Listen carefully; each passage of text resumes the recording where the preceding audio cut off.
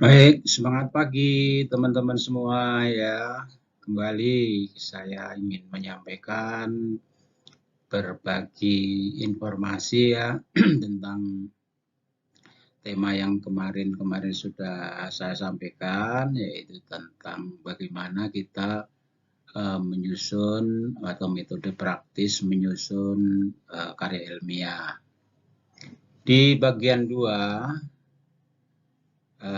yang kita bahas kemarin adalah tentang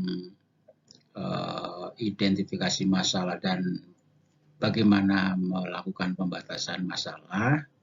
Nah, pada bagian ketiga ini, mari kita coba untuk membahas tentang rumusan masalah dan tujuan melakukan penelitian ya. Ya, jangan lupa subscribe dulu ya. Baik, jadi bagian 3 masih bab 1 tentang rumusan masalah ya, subbabnya 14. 14 atau 13 ya, 14. Nah, ini berisi tentang masalah-masalah yang akan kita teliti. Ya, saya ingin mencoba membuat suatu konsep bahwa rumusan masalah itu sebuah formulasi ya, atau sebuah yang namanya formulasi ya, rumusan. Formulasi masalah yang akan kita teliti, dan yang kita teliti adalah tentu dari bagian-bagian penting dari suatu penelitian. Karena rumusan masalah adalah membantu untuk menentukan arah penelitian dan memperjelas tujuan. Jadi memang arah penelitian kita mulai ya dari rumusan masalah ini. Dan rumusan masalah sangat terkait nanti di bab 2 hipotesis penelitian. Kemudian di bab 4 dan bab 4 tentu analisisnya, kemudian ya pembahasan sampai bab 5 ya. Memang sangat terkait, rumusan masalahnya sangat penting. Oleh karena itu ya mudah-mudahan dengan informasi dari saya ini bisa membantu untuk teman-teman lebih memahami bagaimana menyusun karya ilmiah ya.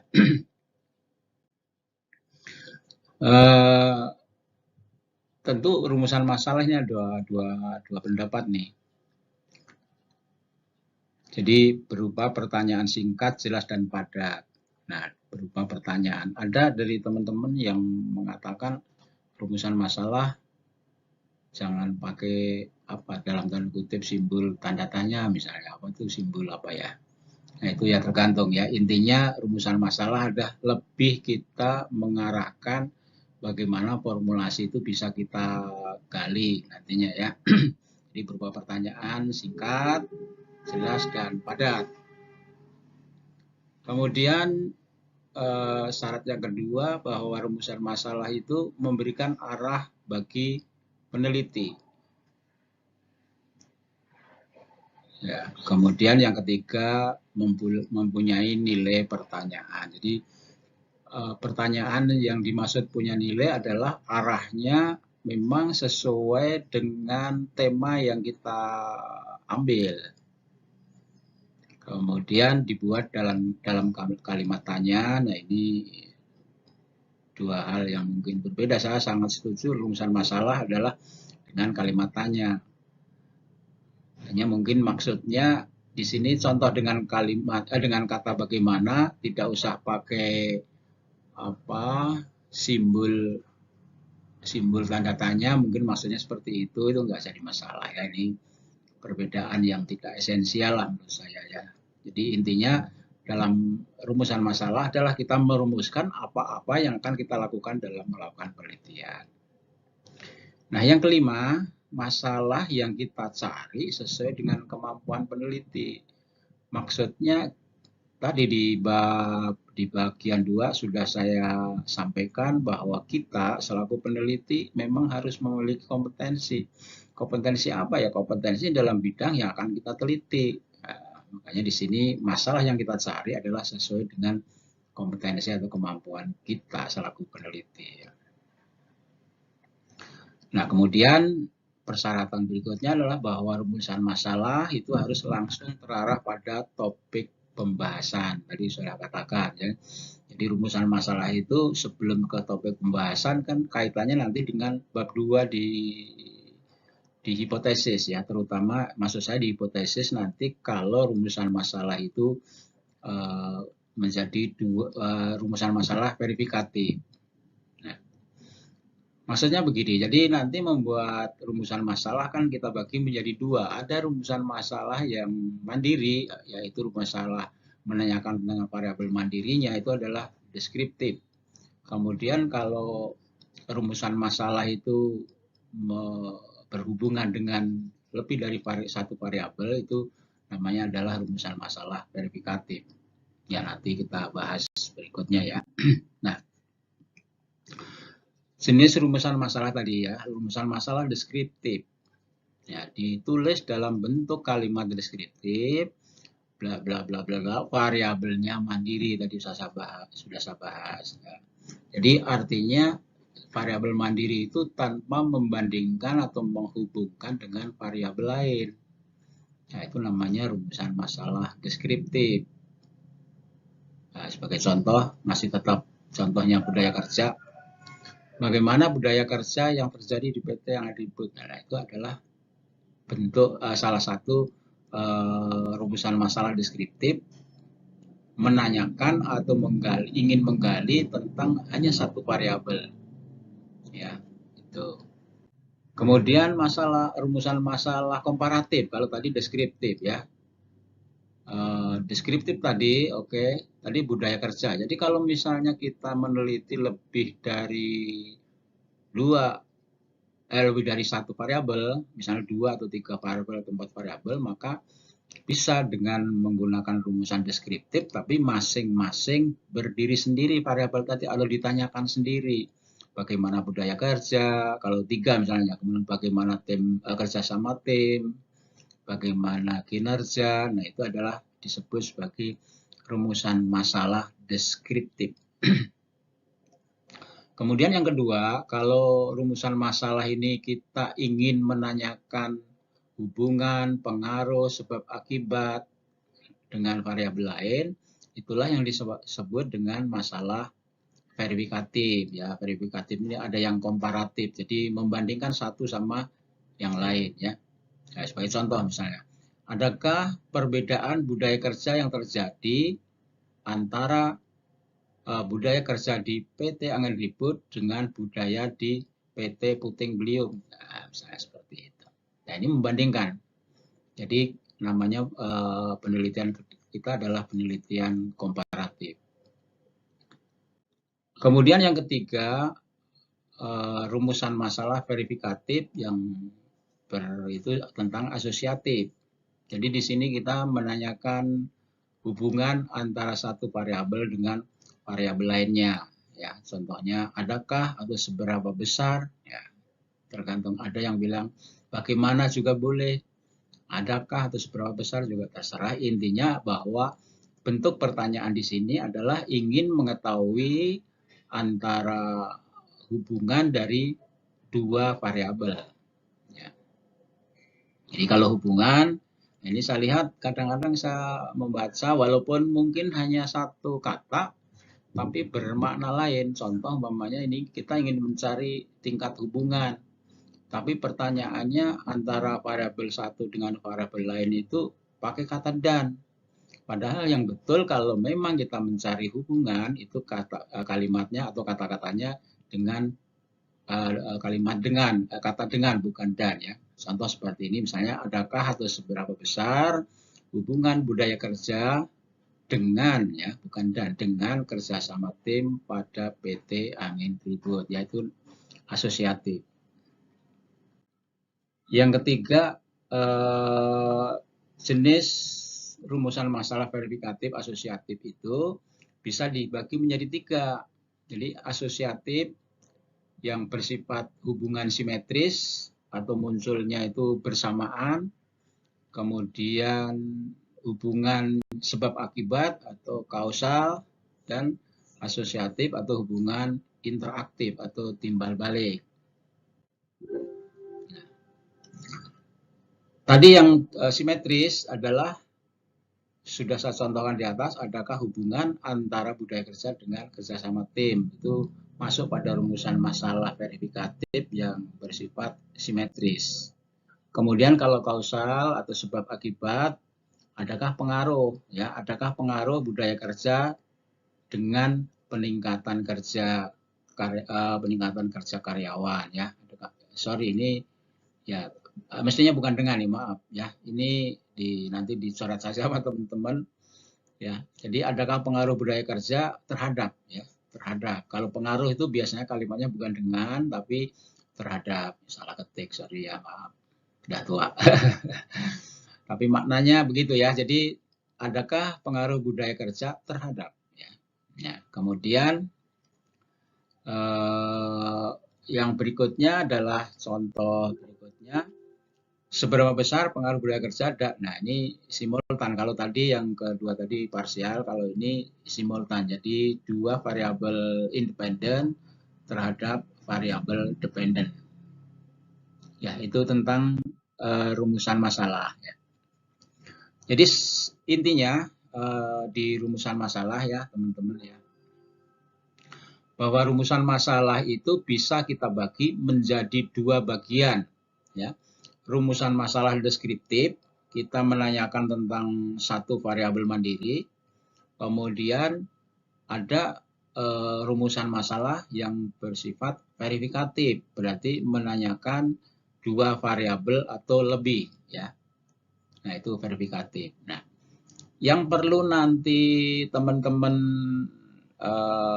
sikapi di bab 2 akhir biasanya setelah kita mengutip tinjauan pustaka, penelitian terdahulu dan kerangka pemikiran, maka di sana biasanya ada muncul di sub terakhir adalah hipotesis penelitian. Jadi hipotesis penelitian itu isinya berdasarkan rumusan masalah verifikatif ya. Jadi kalau tadi rumusan masalahnya misalnya ada 6, 3 itu mandiri, variabel A, B, C kita tanyakan, kemudian 3 atau lebih dari 3 itu menanyakan asosiatif, maka yang masuk pada hipotesis penelitian adalah bukan yang deskriptif. Ya. Kadang-kadang ya namanya teman-teman mahasiswa kan masih sangat terbatas ya. Di hipotesis ditulis kalau di rumusan masalah 6 ini ditanya di hipotesis mungkin ada 6 atau bahkan lebih daripada 6.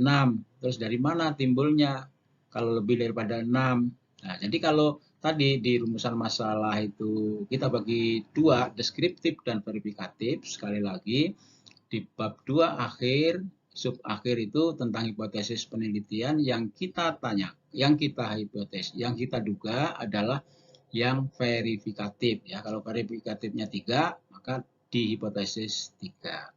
Baik. Kemudian tujuan penelitian ya. Nah, tujuan penelitian itu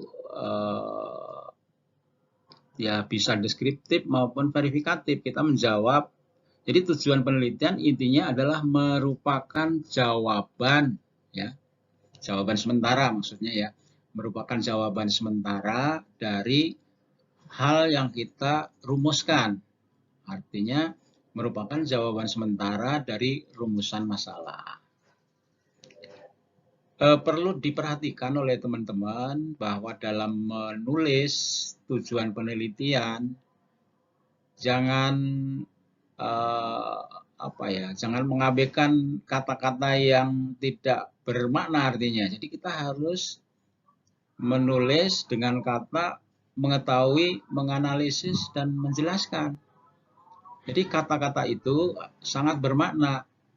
Jadi kalau tadi ada rumusan masalahnya itu ada 6, maka dari 6 poin itu jangan lupa untuk mengetahui, menganalisis, dan menjelaskan.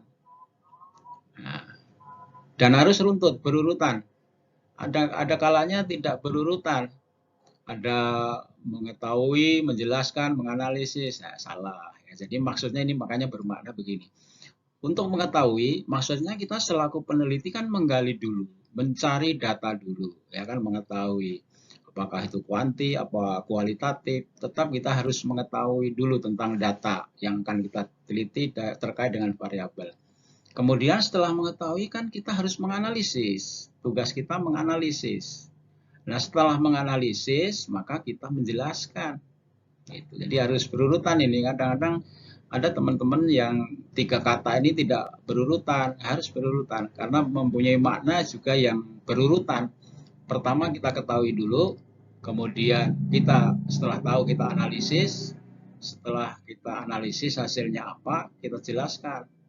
Ya menjelaskan di bab 4, bab 4 ya, bab 4 itu dari hasil analisis dijelaskan di pembahasan. Interpretasinya seperti apa. Itu. Nah, ya, saya sekali lagi baik rumusan masalah 1, 2, 3, 4, 5, 6 katakanlah, maka kalimat awalnya jangan lupa untuk mengetahui, menganalisis, dan menjelaskan ya. Nah, kalau verifikatif berarti hubungan, misalnya untuk mengetahui, menganalisis, dan menjelaskan hubungan budaya kerja dengan tim kerja, mengetahui seterusnya pengaruh parsial maupun simultan ini yang untuk verifikatif.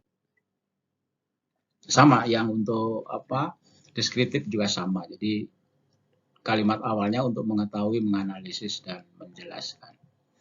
Itu teman-teman tentang rumusan masalah dan tujuannya. Jadi sekali lagi, rumusan masalah dan tujuan harus sinkron. Artinya sinkron itu kalau rumusan masalah menanyakan A, nanti tujuannya juga harus menjawab tentang A.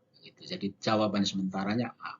Jadi tidak boleh keluar dari rumusan masalah. Sekali lagi, tujuan penelitian tidak boleh keluar dari koridor rumusan masalah. Nah, kemudian terakhir tentang ya ini nggak begitu penting ya, bukan nggak begitu penting. Artinya yang kegunaan penelitian ini rata-rata juga oleh pembaca nggak begitu diperhatikan ya.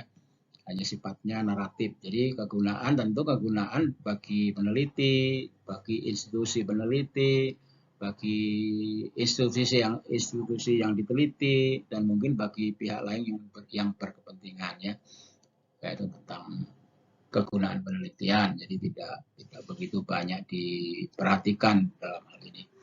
Itu teman-teman ya untuk sementara tentang bagian ketiga, rumusan masalah dan tujuan penelitian. Ya. Berarti di sini bab 1 selesai. Ya, bab 1 selesai. Pesan saya menulis bab 1 ini harus betul-betul dalam tanda kutip relatif sempurna lah. Gitu. Jadi karena apa? Jadi sebenarnya bab 2, bab 3, bab 4, 5 basicnya adalah bab 1. Ada para ahli yang mengatakan bahwa kalau kita menulis di bab 1 atau bab 1 ini sudah bagus, maka antara 30% sampai 40% penelitian selesai. Luar biasa ya. Jadi bab 1 ini porsinya sudah 40% kalau begitu kan. Artinya apa? Jadi kalau kita menulis bab 1 sudah bagus, maka bab 2, 3, 4, dan 5 itu tidak begitu sulit karena semuanya mengacu ke bab 1. Kalau tadi misalnya ada statement 40%, berarti 60% dibagi berapa bab? 2, 3, 4, 5 dibagi 4. Masing-masing skornya hanya 20 misalnya. Atau mungkin bab 2 karena kita mengutip teori cukup 10 atau 15%. Bab 3, 10-15%, sudah 30. Nah, berarti 30 lagi adalah bab 4, 25, misalnya bab 5, 5%. Gitu. Ya, itu hanya sebuah gambaran betapa pentingnya bab 1. Ya. Jadi, pertemuan ketiga ini selesai saya mau bahas tentang bab 1. Barangkali atau manakala masih teman-teman tidak jelas dengan apa yang saya sampaikan ini, sekali lagi kalian atau teman-teman boleh konsultasi baik langsung maupun tidak langsung via WA maupun by phone ya, seperti yang sudah saya sebutkan di sini. Terima kasih, semoga bermanfaat. semangat siang, dan terutama para generasi muda, silakan para mahasiswa tentu yang masih tugas menyusun tugas akhir, mudah-mudahan bermanfaat, menambah ya walaupun hanya sekelumit tapi menambah keilmuan ya. Terima kasih, selamat sekali lagi, semangat siang. Assalamualaikum warahmatullahi wabarakatuh.